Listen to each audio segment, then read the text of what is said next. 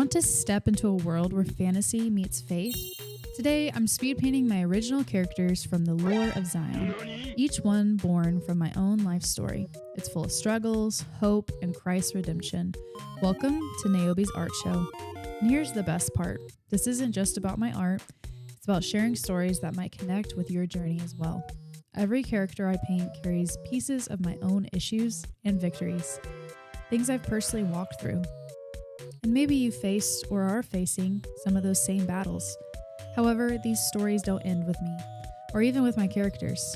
They all point back to Jesus, because he's the one who met me in the middle of my mess and turned it into a testimony.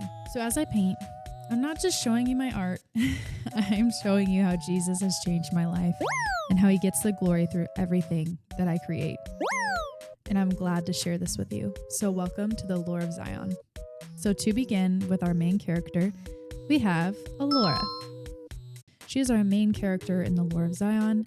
She grew up with a disability. It's a fainting disability. And basically she faints everywhere and she's super insecure of herself. She does not feel like she's meant to be a soldier, but she is going from being disabled to being called a soldier and used into the kingdom. From being ashamed of her sickness to being used for the king's purpose. She also is frenemies with Rain. It's not Ryan, it's Rain, and we'll get to that, but they have this friends to lovers relationship going on, and I'll also delve more into that. But she is also the only elf in her town that she knows about, and she's extremely insecure of that. Again, she's also extremely insecure of her disability, but she's rolling with it with the king. She feels like a misfit, but she accepts that she's different and is trying to walk in confidence with the king. And she's a tough girl. She's a tough girl, but she's a huge softie. Next, we have Yume, which is her big sister. So Yume is the one that takes care of her sister. Both of their parents unfortunately died in the Great War.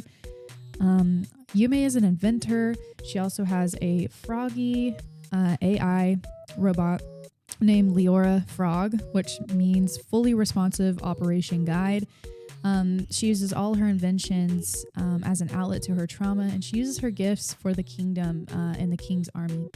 So like I said, her parents unfortunately died during the Great War that took place in Zion, but she stepped up as a big sister and started taking care of her family and taking care of her sister Alora. So this is Yume, and here are her likes and dislikes.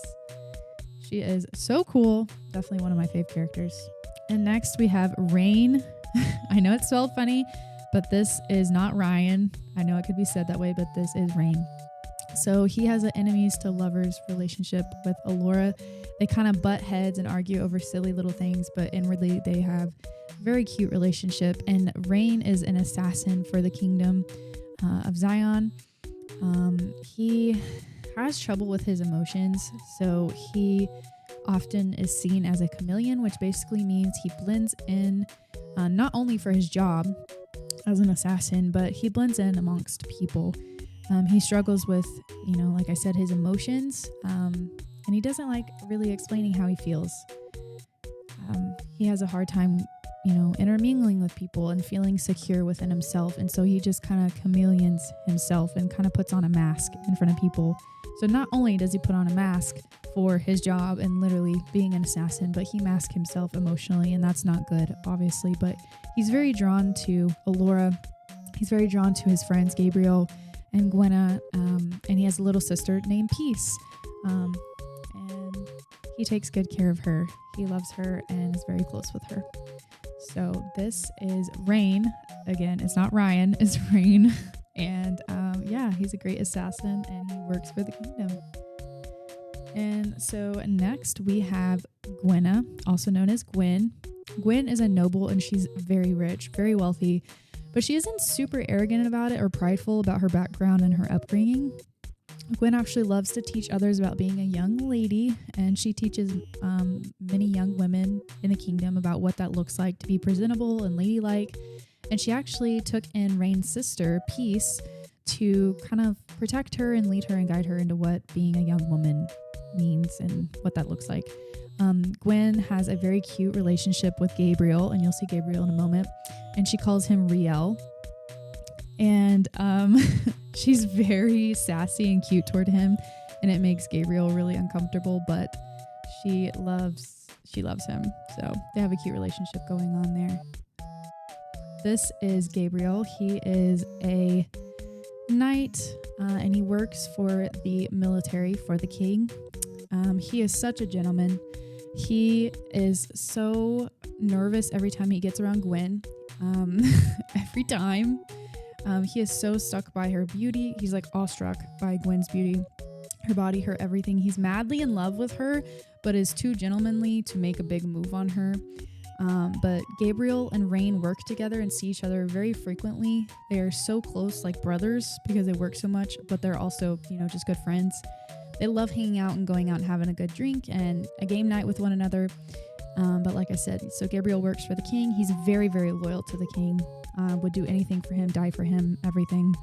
And the same goes for Rain. They would both die for him because they work for the king. So yeah, this is Gabriel and Riel to Gwen. So here's his likes and dislikes. And then next we have Peace, which is Rain's sister. So she loves candy and loves being a little mischievous. She's learning again, like we talked about earlier, she's learning from Miss Gwen, to be a young lady amongst the kingdom and what that looks like.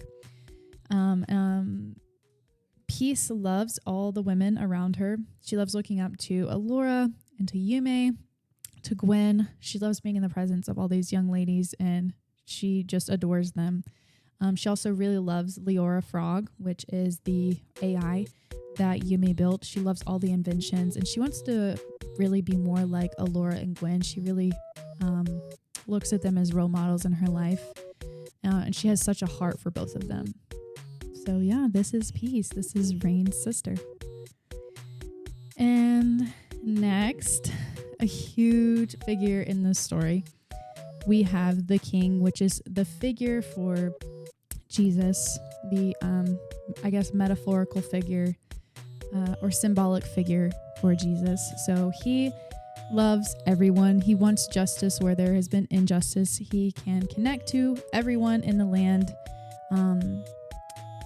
in a special way. He connects to people in their dreams. So he can connect with people and is super kind on like a normal level, but he has this, special power or special way to connect with people. And that's how we'll get more into the story as I post more videos, but he connects with Allura through her dreams. So the king ends up meeting Allura in such a special way and connects with her through her dreams and lets her know how loved and special she is. Next, obviously, we have the horrible dark angel. The dark angel, aka Satan, the horrible man himself. He doesn't like anyone. He doesn't like anything. He hates everyone, hates everything. He's full of darkness, and he would,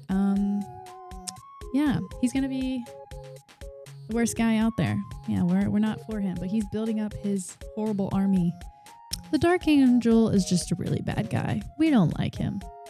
All right, so those are all the characters of the Lore of Zion, and I am so grateful I got to share all of them with you today, and I just want to properly thank each of you for getting to this point in the video.